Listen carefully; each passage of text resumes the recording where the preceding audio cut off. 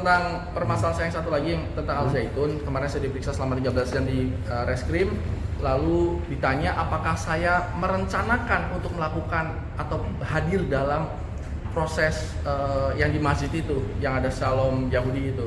Saya bilang saya tidak tahu kalau saya akan diajak ke situ. Jadi pada tanggal 30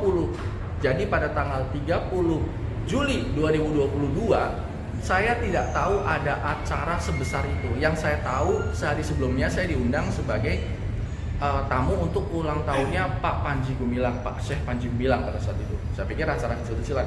Pas datang sampai sana tiba-tiba acara besar-besaran. Saya bilang saya nggak bawa baju. Sama Pak Panji dipinjami atau dikasih baju. Itu kan membuktikan bahwa saya tidak siap dan saya tidak tahu itu acara seperti itu kan. Nah penyidik kemarin bilang kalau begitu berarti jasnya punya siapa? Jasnya itu adalah punya Pak Panji yang saya dikasih. Pecinya di mana?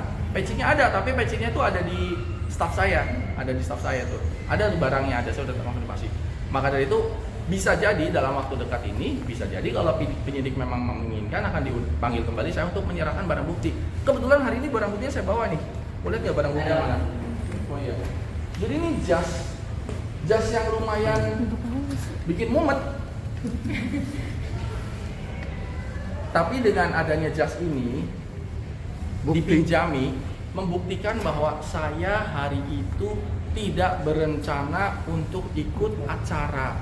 Yang saya datangi, rencana kepala saya atas undangan Pak Panji adalah syukuran ulang tahun. Ternyata di situ adalah acara satu suro dan ulang tahun juga, dan acaranya besar-besaran, sehingga saya tidak cuma pakai kemeja begini, akhirnya dipinjemin jas. Inilah jasnya. Ini berarti ini termasuk Anda sudah melihat barang bukti nih, yang mungkin pihak penyidik belum lihat ini. Ini barang buktinya. Apa perlu saya coba juga? Mas Luki itu dapat undangan langsung dari Pak Panji atau gimana? Undangan langsung dari Pak Panji. Baik ngomong di hari sebelumnya, kan sehari sebelumnya kan saya ngirimin surat silaturahmi, diterima, saya datang, lalu yang kedua itu diundang. Jadi yang pertama itu saya mendatangi karena silaturahmi yang saya inisiasikan. Saya berinisiatif untuk datang ke Al Zaitun untuk melihat pertanian, perkebunan, dan masjid. Lalu setelah selesai, dan untuk lihat kapal juga. Lalu setelah selesai, pas sebelum pulang saya diundang. Mas Ugi, besok datang ya acara ulang tahun Syekh Panji. Ya udah saya datang. Ternyata acara besar-besaran sehingga saya tidak siap. Dipinjemilah ini. Ini kan sebenarnya jas ini bukan sembarang. Jas ini adalah menunjukkan bahwa pada hari itu memang saya tidak siap untuk datang ke acara besar dan formal. Mas, dalam undangan itu disebutkan nggak kata-kata Ponpes Al Zaitun, Mas? Di undangan itu kan undangan balisan. Disebutkan nggak, Mas? Iya, dibilang bahwa besok ulang tahun. Udah ini nih, besok datang ya acara ulang tahunnya Syekh. Itu. Ulang tahunnya keberapa? Kalau nggak salah nih 78 atau 77 gitu. Wah luar biasa. Besok jam berapa? Ya besok habis ba'da zuhur. Ya udah saya datang. Pas datang ternyata mobilnya banyak dan orangnya dari ribuan orang tuh, mungkin ada sekitar 5.000 orang mungkin ya, banyak banget. Jadi wah saya nggak bawa baju yang pas nih buat acara itu kan.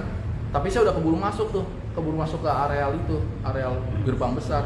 Begitu masuk saya bilang, ini saya maaf dengan begini, nggak apa-apa nanti kita pinjam ini. Soalnya saya lihat tamunya pada pakai jas dan ini kopiah kan gitu. Kalau kopiahnya kan saya dikasih sehari sebelumnya, masih nyangkut di mobil, masih ada tuh saya taruh di mobil kan gitu. Berarti tidak menerterakan Al Zaitun sendiri itu ya? Apanya?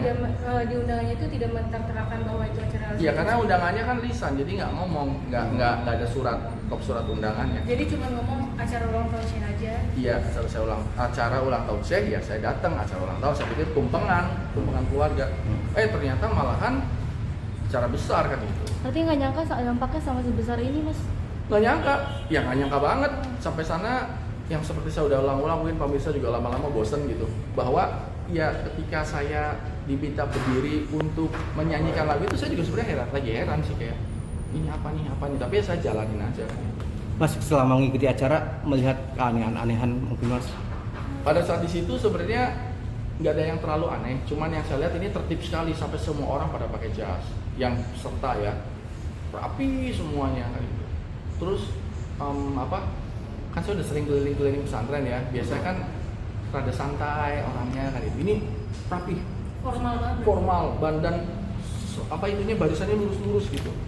Terus menjadi aneh ketika diajarkan salam yang bukan assalamualaikum saja gitu. Saya pikir ini yang mau ngajarin saya kan profesor, doktor, syekh itu kan kiai lah gitu ya, berilmu, pemimpin pondok pesantren terbesar se-Indonesia, jumlah muridnya ini, dan ini wilayah luas besar banget, dan arsitek masjid senilai yang triliunan itu. Jadi saya pikir ini ilmu apa nih, ilmu yang mungkin selama ini belum saya dapat gitu.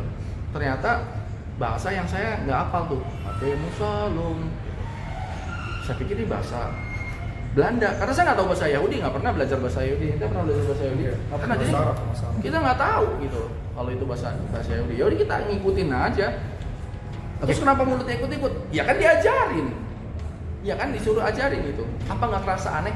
Merasa aneh, tapi saya nggak tahu itu salah pada saat itu. Mana tahu kan gitu loh. Apalagi ini kan pimpinan pondok pesantren, mungkin kayak, tapi saya kok nggak pernah ngalamin seperti ini di pesantren yang lain, nggak pernah ngalamin. Mas, ada kerugian nggak sih setelah dampaknya sebesar ini sama Mas Luki sendiri mungkin dari Ada kerjaan dampak atau- psikologisnya setelah ini jadi ramai kan. Saya dituduh oleh sebagian orang bahwa saya ini dituduh sebagai antek, antek, atau anak emas, atau disponsori oleh Al Zaitun.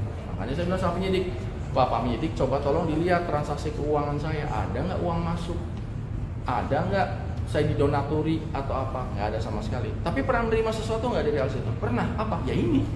Ini.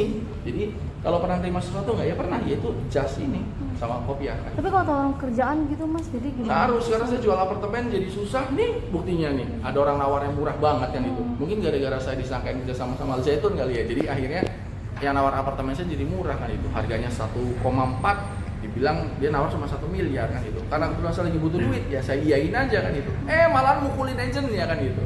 Jadi maksud saya ya rugi nggak? Sebenarnya saya rugi karena orang berpikir saya tuh mendapatkan keuntungan finansial atau saya kerja sama endorsement atau apa. Enggak. Tapi memang ada, saya memang benar-benar memuji-muji Al Zaitun, dan saya bilang betapa beruntungnya ibu bapak yang menyekolahkan anak di Al Zaitun. Saya memang ngomong itu. Itu sebelum ada Salam Alehem. Itu sebelum Salam Alehem. Karena saya melihat bahwa pertaniannya maju. Jadi sekolahnya bagus. Jadi memang bagus-bagus semua. Ya langsung saya bilang dong, betapa beruntungnya ibu bapak yang menyekolah anak di sini, karena anaknya jadi pintar ngaji, pintar cari duit. Terus tertib dan disiplin. Begitu saya duduk, Pak Panji mengajarkan ilmu Salam Alehem, saya juga bingung nih gitu. Belakangan akhirnya saya merasa dirugikan, seolah-olah bahwa saya itu mempromosikan Al Zaitun. Menyesal atau tidak? Ya ini menjadi menyesal buat saya, karena ini kan hari menjadi hal yang kalau ini memang buruk, terbukti oleh kepolisian bahwa ada penyelewengan agama, penistaan, maka ini menjadi hal buruk untuk saya, karena saya sudah mempromosikan sesuatu yang terjadi pelencengan agama. Apakah ini benar atau tidak? Tim di Reskrim ini saat ini sedang bekerja keras untuk itu, dan saya yakin Polri akan bekerja dengan baik dan profesional, akan membuktikan bahwa Pak Panji Gumilang ini akan menjadi tersangka atau tidak. Kalau ternyata tidak salah, maka harus dipulihkan nama baiknya. Tapi kalau tersalah, maka harus menanggung akibat dan hukumannya kan gitu. Itu yang akan kita lihat. Mas, secara pribadi Mas setelah mengikuti, mengkaji ya acara itu sampai habis, apa penilaian Mas Luki tentang Ponpes Al Zaitun? Apakah menyimpang, sesat, atau apa pemikiran sendiri Mas? Secara pribadi saya melihat bahwa ada banyak hal-hal yang tidak lazim. Tapi tidak lazim ini kan bicara benar apa salah itu harus ada fatwa dari MUI kalau bicara agama. Fatwa MUI itulah yang akan diteruskan kepada Kemenak, Kanwil, bahwa ini salah maka izin itunya akan ditutup pesantrennya kan itu. Jadi saya cuma merasa bahwa ini ada hal yang aneh. Kenapa aneh? Saya melihat datang ke sana, ini asetnya tuh triliunan. Kok tahu triliunan? Lah bayar PB-nya paling gede se Indramayu, bayar listriknya ratusan juta. Emang salah jadi orang kaya? Enggak salah, tapi saya nanya sama Pak Syekh Panji. Pak Panji, Pak Syekh, ini kok duitnya banyak banget, uang dari mana Pak? Saya pengen dong jadi kaya, tapi saya pengen kaya yang halal dan toyib. Ya jadi pengusaha. Iya, tapi usaha, ini uangnya semua dari usaha. Iya dari usaha. Lalu saya berhitung di kepala, ya kan saya kan nggak goblok-goblok banget ya, ada pinternya sedikit kan gitu, bahwa dengan uang pendapatan dari murid dan donasi kok bisa membangun segitu besar. Itu masjidnya lebih besar daripada Istiqlal kalau hitungan saya. Nampung itu lebih banyak daripada Istiqlal jumlahnya. Dan itu arsiteknya Pak Panji sendiri, dan dengan sawah yang ribuan hektar, dengan aset yang kapal-kapal laut yang situ miliaran banyak gitu. Jadi maksud saya ini banyak banget uangnya nih. Saya nanya uang dari mana, Pak Panji bilang itu hasil usaha dan hasil dari yayasan. Di kepala saya langsung berpikir, emang iya ya? Tapi kan saya nggak boleh dong lancang. Pada saat itu kan saya nanya sama orang, orangnya jawab ya udah, saya bukan PPATK, saya bukan jaksa, saya bukan penyidik, saya juga bukan BPK. Jadi ya sudah harus diam di situ. Nah sekarang saya baru ngeh, oh setelah PPATK Pak Mahfud MD mengatakan bahwa ada dugaan pencucian uang, dan hari ini nih dilaporkan lagi, tadi saya dikirimin link beritanya bahwa dikatakan ada dugaan penyelewengan uang zakat dan lain-lain lah gitu. Langsung saya pikir, oh ya masuk akal, karena PPATK atau di sini Pak Menteri Pak Mahfud MD nggak mungkin ngomong sesuatu tanpa ada indikasi. Diduga ada pencucian uang dan ada ratusan rekening yang nilai transaksinya itu triliun, dan sampai saat ini sudah dibekukan oleh PPATK. Kan nggak mungkin uang yang dibekukan tanpa ada indikasi. Ini sampai dibekukan, sampai tidak bisa bertransaksi kan. Jadi nyambung sama pertanyaan saya pada saat itu. Saya uangnya banyak banget, dari mana uangnya? Ya kalau sudah dijawab ya saya sudah selesai. Tapi sekarang kan nyambung ke sini. Tapi untuk orang syuting segala macam juga Mas Luki, atau orang-orang lihat Mas Luki jadinya kayak Iya, sekarang sinis gitu, tatapan sinis. tatapan ke saya ini menunjukkan bahwa seolah bahwa saya itu bagian dari Al Zaitun. Padahal ya enggak. Kalau saya, makanya saya meminta kepada saya minta kepada penyidik bahwa Pak tolong ditelusuri rekening saya supaya saya bisa keluar ke media ngomong, nih clear ya rekening saya dan saya tidak pernah terbukti menerima uang apapun dan memang nggak terima apapun kecuali jas ini doang, sehingga saya enak tuh ketika press conference. Tapi kemarin kan saya dimintai keterangan sama Barreskrim itu kan terkait tentang penistaan agama, belum bicara tentang aliran dana. Makanya saya siap demi bangsa dan negara ini, siapa yang salah mudah-mudahan segera diadili, mendapatkan hukumannya, dan kalau memang nggak salah bisa dilepaskan. Dan nanti masukan saya juga untuk pemerintah bahwa tentang murid-muridnya juga harus dipantau, artinya jangan tiba-tiba dibubarkan, kasihan nanti. Kan itu kan murid juga pada banyak orang yang tidak bersalah juga kan. Kalau memang ternyata ini terbukti yang bersalah Pak Panji, berarti kan personal itu.